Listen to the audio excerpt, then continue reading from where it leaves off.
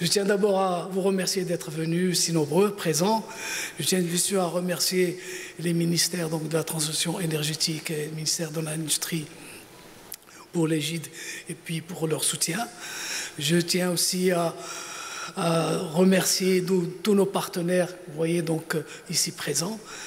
Et puis donc j'invite le premier panel à venir nous rejoindre sur la table. Donc, et puis bien sûr, je donne la main à Idriss Zakaria qui va modérer donc, ce premier panel. Donc Madame Wafa Bouchouara, Madame Janati Idrissi Rabé, Madame Nesma Jrondi et Monsieur Abdelrahim Taïbi. Donc on va démarrer notre première table ronde. Ça va être la meilleure des tables rondes, je vous le confirme d'emblée. Alors avec tout ce qui vient d'être dit, en guise d'introduction, bien sûr, ça, j'allais dire, ça a mis un peu sur la table un certain nombre de thématiques dans ce paquet de décarbonation. Pardon.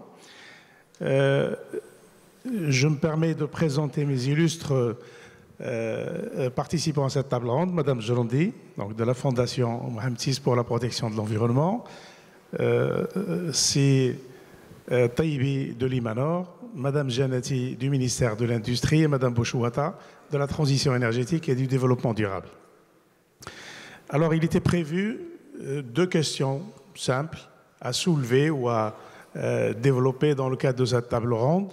Bon, on en a rajouté quelques-unes et peut-être la première des questions serait, et vous l'avez entendu, le président de la FENELEC a beaucoup plus parlé d'énergie que d'autres choses. Évidemment, l'énergie fait partie, ou j'allais dire, est un grand pilier de la décarbonation, mais il n'y a pas que. Et c'est peut-être pour ça que je demanderai un petit peu à nos participants, peut-être de circonscrire un peu cette définition. Qu'est-ce qu'on y met dans ce paquet décarbonation ? Chacun de son côté, bien entendu, et il n'y aurait pas que ces points de vue, mais certainement d'autres points de vue de la salle que l'on évoquera tout à l'heure, bien entendu. Je commencerai par Madame Jrondi, peut-être. Merci beaucoup, Monsieur Zakaria. Avant de commencer, je tiens à remercier l'association RSO Maroc de nous donner l'opportunité de participer à ce panel et les féliciter pour le choix de la thématique et pour l'organisation de l'événement. Alors, la Fondation Mohamed VI pour la protection de l'environnement, sous la présidence effective de Son Altesse Royale, la Princesse Laila Hasna, œuvre pour la sensibilisation et l'éducation autour de l'environnement et du développement durable. Et la décarbonation fait partie de nos chantiers prioritaires. J'ai le plaisir d'être responsable du pôle Air, Climat et Biodiversité au sein de la Fondation. Et je peux vous assurer que c'est vraiment notre combat au quotidien pour accompagner l'ensemble des acteurs, d'abord à mieux appréhender ce qu'est la décarbonation et ensuite à accompagner l'ensemble des acteurs dans la réduction de leurs émissions de gaz à effet de serre. Donc, la décarbonation pour nous, qu'est-ce que c'est? C'est d'abord de pouvoir mesurer les émissions de gaz à effet de serre pour pouvoir les réduire. Parce que bien sûr, on ne peut pas réduire ce qu'on ne sait pas mesurer. Donc pour nous, la mesure est, on va dire, la première étape à la décarbonation. Et pour cela, la Fondation ainsi que ses partenaires ici présents autour de ce panel, que ce soit le ministère de la Transition énergétique et du Développement durable, le ministère de l'Industrie et du Commerce, l'IMANOR, mais aussi l'AME et la CGEM, ont travaillé d'arrache-pied dans le cadre d'une convention cadre pour la décarbonation de l'économie marocaine pour justement mettre à jour et mettre à niveau l'outil du bilan carbone du Maroc. J'aurai l'opportunité d'en discuter davantage tout à l'heure lors de la deuxième question, mais juste pour vous dire qu'il y a d'abord un effort, on va dire, de démystification, d'éducation, de sensibilisation, et c'est là où la Fondation intervient en tant que sa mission principale. Et ensuite, c'est l'accompagnement à travers la mesure, à travers aussi la formation, parce que justement, il y a un grand effort de renforcement des capacités qui est nécessaire justement pour pouvoir appréhender cette décarbonation. Tout le monde en parle, C'est le nouveau thème à la mode de ces 2 dernières années. Il y a énormément de challenges, mais aussi d'opportunités, comme ce qui a été rappelé par M. El Harti en introduction. Nous voyons aussi que c'est une grande opportunité pour les acteurs économiques marocains, mais il faut accompagner tout ça. Donc, chacun fait son petit bout ses responsabilités. Les ministères accompagnent à travers la réglementation, les projets de loi, les stratégies, etc. L'IMANOR à travers la certification, la normalisation et la Fondation dans son rôle de sensibilisation et de renforcement des capacités. Je vais m'arrêter là pour l'instant. Merci. C'est Taïbi.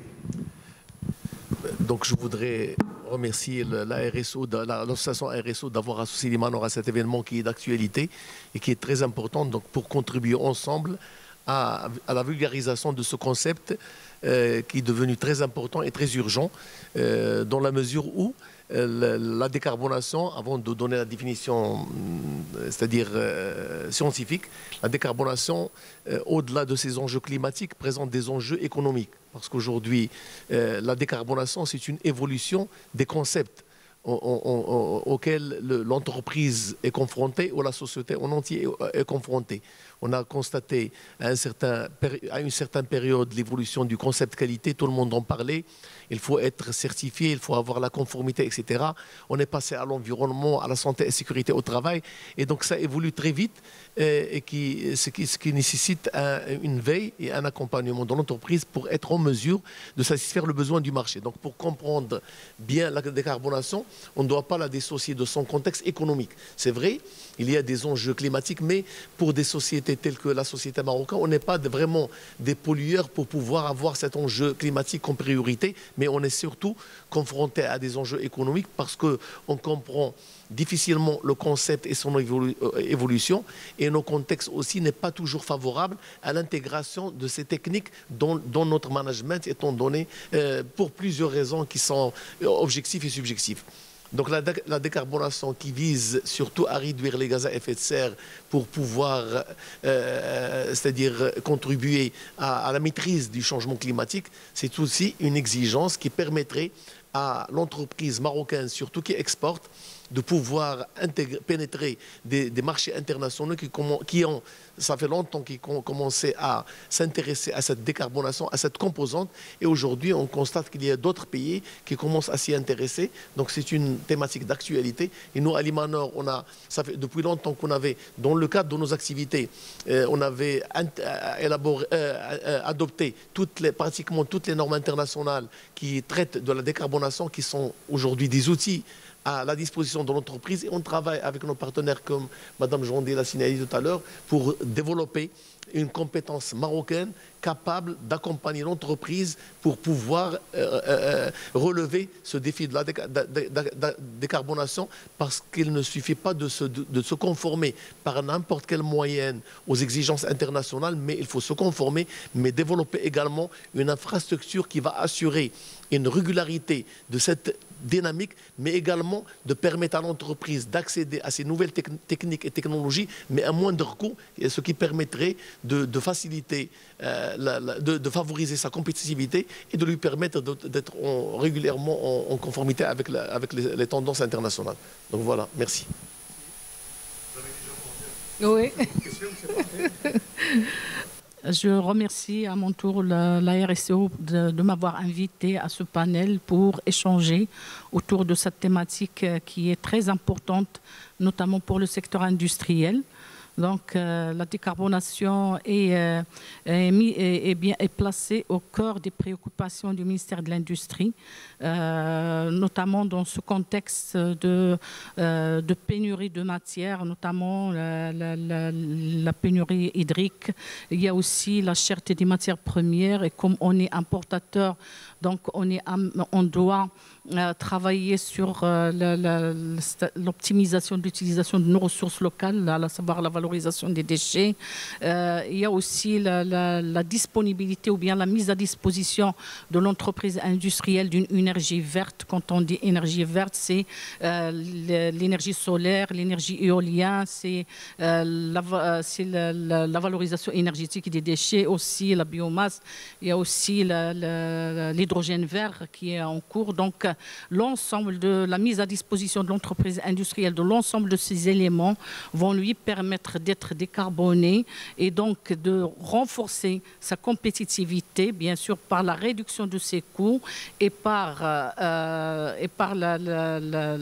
l'amélioration de sa compétitivité par la réduction du coût, et ça va renforcer son accès au marché déjà européen sur lequel on est placé. Donc on va préserver nos parts de marché, sinon les développer. Et donc c'est une thématique qui est très importante. On est là pour travailler ensemble avec les parties prenantes pour réussir ce challenge, parce que on a besoin de l'énergie, on a besoin de la réglementation convenable pour aider à accélérer cette décarbonation, et on a besoin de l'appui financier, ce qui est très important pour aller de l'avant et arriver vers 2030 à une industrie neutre en carbone. Je vous remercie. Bonjour mesdames et messieurs. Tout d'abord, je remercie RSO, je remercie tous les partenaires. Pour nous, quand on voit nos partenaires s'approprier de telles stratégies, on est content, et c'est ça l'objectif final, c'est que tous ensemble on parvient à atteindre nos objectifs. Ça a été bien dit, nous sommes un pays très dépendant énergétiquement. Nous on dit al-hajatu tubarrirul wasila. Donc ça nous coûte déjà, notre énergie, ça nous coûte très cher, donc pourquoi pas ne pas recourir et profiter de notre potentiel énorme en matière d'énergie renouvelable, solaire et éolienne. Et entre autres, maintenant on a d'autres sources, on est en train donc de s'élargir et bénéficier de l'autre côté des opportunités à l'international, notamment ce qui se prépare dans le cadre de la Convention cadre des Nations Unies. Donc moi je profite, et peut-être que je vais vous présenter brièvement, je vais le faire vite, la présentation de la stratégie de décarbonation en général, Net Zero, Maroc, et puis après on aura l'occasion de discuter, mais parce que tous les secteurs sont concernés, foresterie, alors nous avons l'industrie, mais il y a la foresterie, il y a les autres secteurs, l'agriculture, beaucoup de secteurs qui sont concernés, et donc on va vous donner un peu une panoplie de ce qui est prévu, et surtout l'impact en matière de coûts, puis après on poursuivra les discussions. Alors, la présentation, elle sera, Monsieur Drjlora, donc on peut la partager. Alors, donc, dans le cadre de l'engagement du Maroc dans la Convention cadre des Nations Unies sur les changements climatiques, vous le savez tous, l'accord de Paris qui a donc la nouveauté dans l'accord de Paris, c'était un peu les indices ou les contributions nationales déterminées. Qu'est-ce que c'est? C'est juste l'ensemble d'engagements des pays en matière d'adaptation et d'atténuation. On a fait vite, la COP Paris, COP 21, c'était 2015, 2016, l'accord a été ratifié, mais on devait être prêt parce qu'on organisait la COP 22. Donc, et donc la première indice Maroc, elle a évalué notre potentiel de réduction d'émissions de GES à 42,5%. Ces indices sont amenés à être révisés chaque 5 années. Donc en 2021, la révision, on a pu augmenter l'ambition à 45,5%. Et actuellement, on va entamer les travaux pour une seconde révision de notre première indice. Parallèlement, et conformément à l'article 4 de l'accord de Paris, les pays sont amenés à disposer d'une stratégie nationale bas carbone long terme.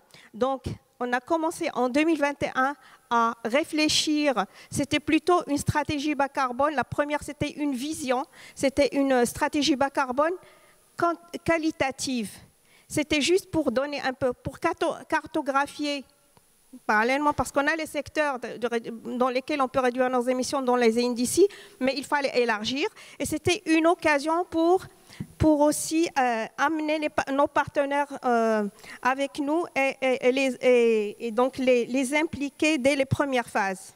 Donc ça représente beaucoup d'opportunités, ça a été évoqué, je vous épargne quelques slides. C'est une priorité nationale au-delà de l'engagement. C'est une priorité parce que ça va garantir notre souveraineté énergétique, ça a été dit.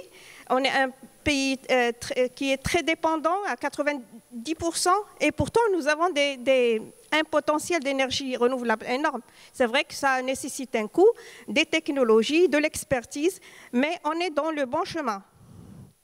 Parce que l'offre énergétique et électrique renouvelable doit être diversifiée, compétitive et avec un prix abordable. Donc ça représente aussi une seconde opportunité. Prochainement, à partir de 2027, donc ça a été dit, vous l'avez déjà entendu, nous sommes amenés à respecter des barrières tarifaires au niveau des frontières.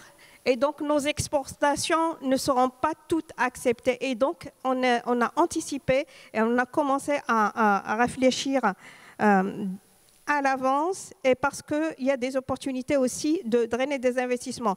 Le coût de notre facture énergétique, notre adaptation qui est tributaire de mesures d'atténuation, tout ça a fait que c'était important de commencer à réfléchir à une stratégie bas carbone qualitative et à en faire une stratégie quantitative à l'horizon 2000. Donc c'est en 2023 qu'on a finalisé notre stratégie bas carbone et les plans sectoriels sont en cours.